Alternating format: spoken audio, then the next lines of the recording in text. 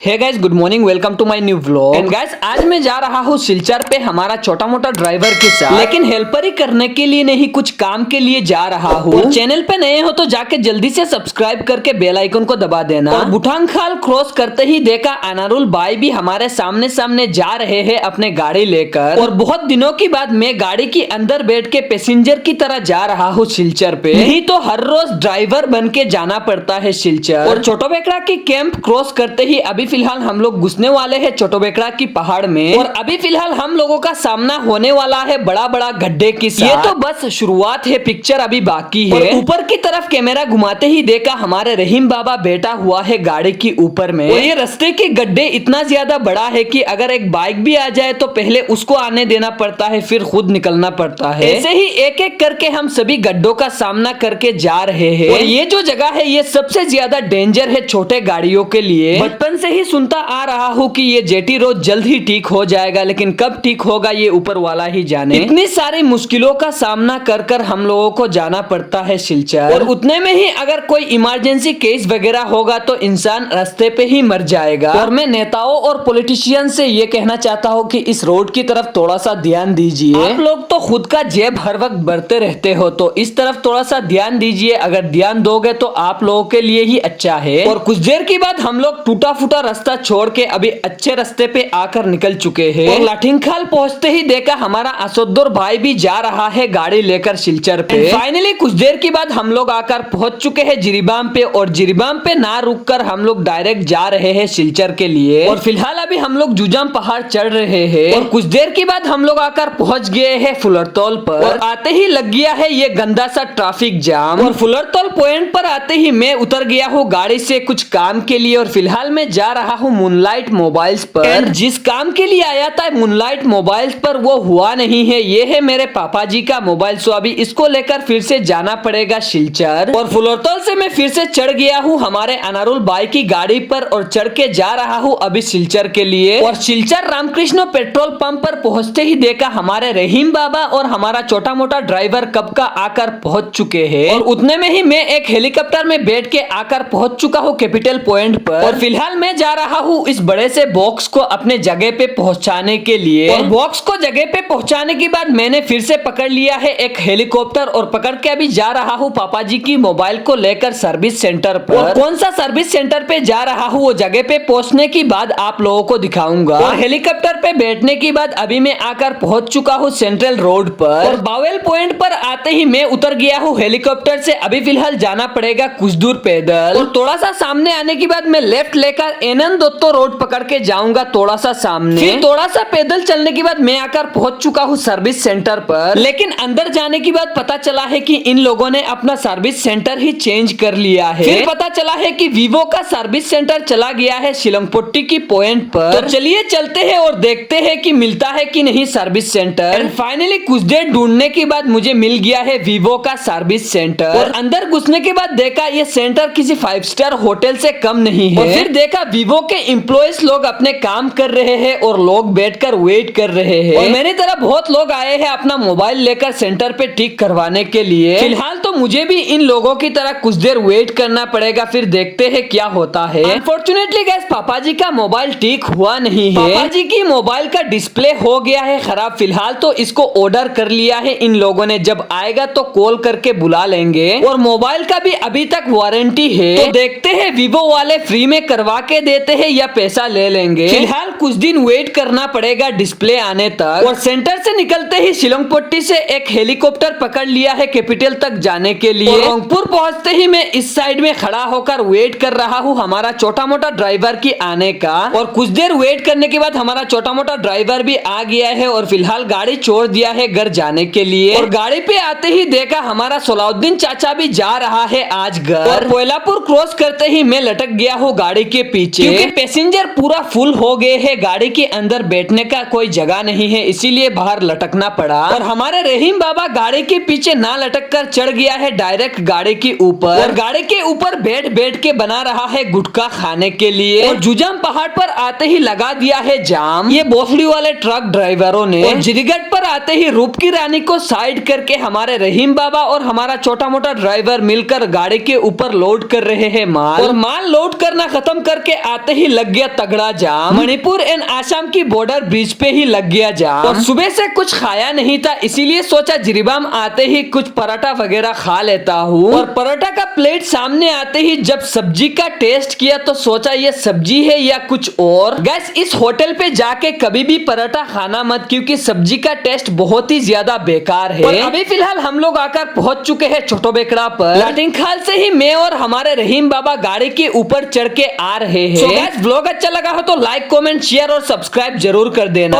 आज का व्लॉग यहाँ पर करते हैं खत्म और आप लोगों से मिलेंगे फिर से कल की एक धमाकेदार व्लॉग में।